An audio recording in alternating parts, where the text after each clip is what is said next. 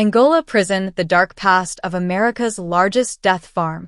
Don't miss out on more true crime stories. Hit subscribe, like, share, and join the conversation in the comments. The silence of Louisiana's Angola Prison shattered abruptly as a piercing alarm echoed through the facility. It was the early hours of a muggy summer morning when a riot broke out, igniting a long-dormant fury among inmates. Years of pent-up frustration spilled over as the chaos ensued. Guards scrambled, and the once quiet prison yard transformed into a battleground of screams and clashing metal. An inmate lay crumpled on the ground, his cries echoing through the yard as authorities scrambled to regain control. What led to this dangerous outburst? To understand, we must delve into the dark history of Angola.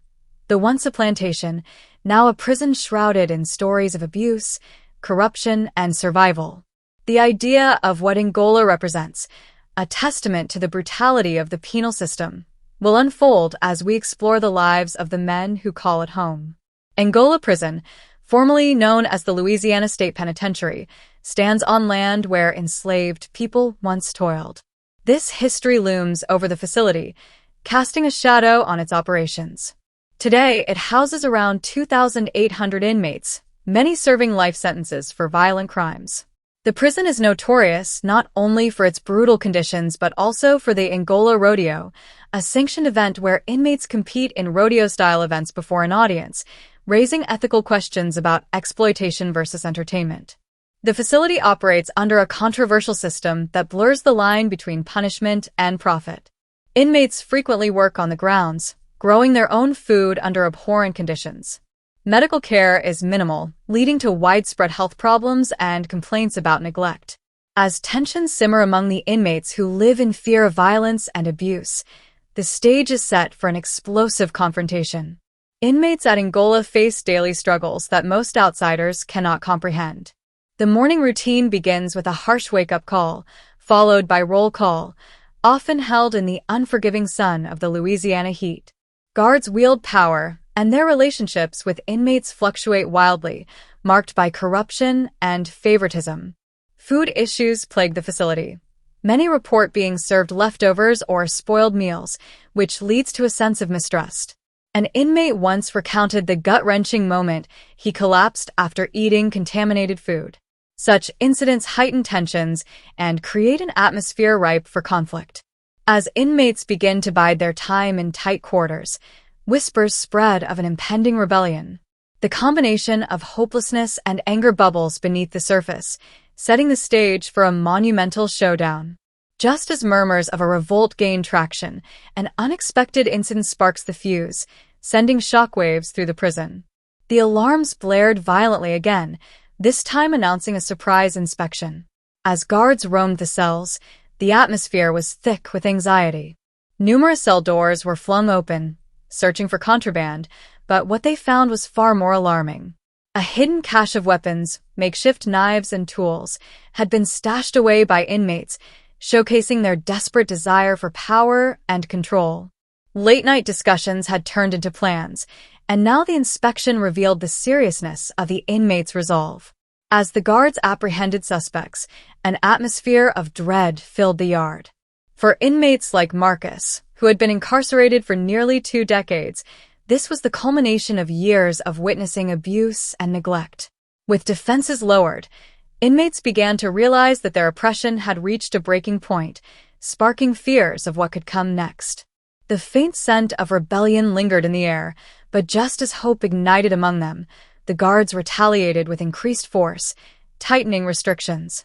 The stakes were rising, and the prison was on edge as tensions boiled over. As the dust settled from the inspections, Angola saw the emergence of a clandestine group of inmates calling themselves the New Brothers. Their mission was to uplift the voices of those lost in the system, but soon their idealistic plans clashed with the brutal reality of prison life. Marcus took on a leadership role, urging his fellow inmates to demand basic rights and humane treatment. However, whispers of betrayal began to spread, prompting guards to intensify their scrutiny.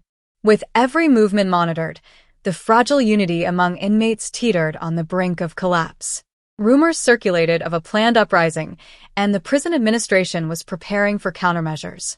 Just as the new brothers prepared to take action, they faced an unexpected setback, a betrayal within their ranks that threatened to dismantle their cause entirely. Fear hung in the air as they realized that their bonds could falter at any moment. Would they be able to unite about a central cause, or would fear and distrust splinter their resolve? The prison was poised for dramatic change, whether for better or worse, and the outcome was uncertain. As tensions escalated, the atmosphere inside Angola thickened with apprehension. Guards implemented harsher measures, restricting movements and limiting outdoor time, further aggravating the already volatile situation.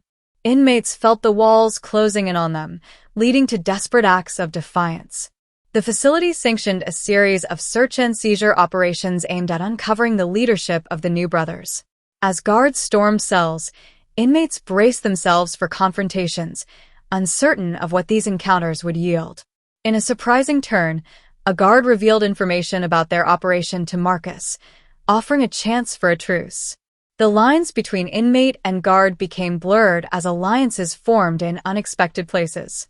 Marcus faced a pivotal choice: trust this guard and risk everything, or continue the fight alone, which could lead to devastating consequences. The prison's simmering tensions erupted in a flurry of confrontations, as both sides prepared for the inevitable clash that could determine the fate of everyone within the walls. The day approached when the new brothers would unveil their demands publicly, declaring a peaceful protest in the yard. As inmates gathered together, emotions ran high, and solidarity overwhelmed fear. They spoke of justice, reform, and a future free from oppression. The energy was electric. The moment felt monumental. However, the administration received word of the protest and ramped up security. Guards patrolled the perimeter with a heavy hand, wielding batons, ready for violence rather than dialogue. The hopeful cries of the inmates resonated against the cold concrete, but shadows of doubt loomed large. As the protests began, the guards unleashed their fury. Rather than listening, they responded with aggression, diffusing the energy with sheer force.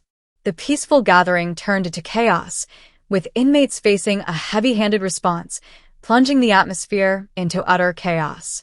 Just when it seemed that all hope was lost, an unexpected ally emerged. A seasoned inmate who had seen and survived prior riots began guiding the younger members, aiming to avert disaster.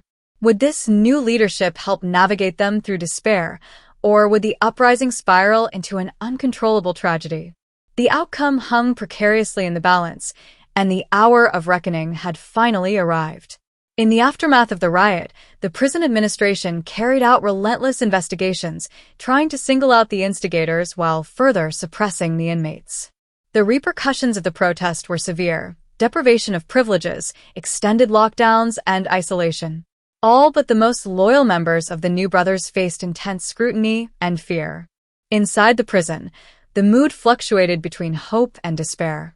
Marcus, now increasingly warier, began to question the sustainability of their movement.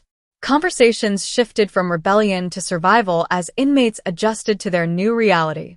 They forged makeshift bonds, sharing stories of their lives before incarceration, which became a lifeline against the darkness surrounding them. Then came a breaking point.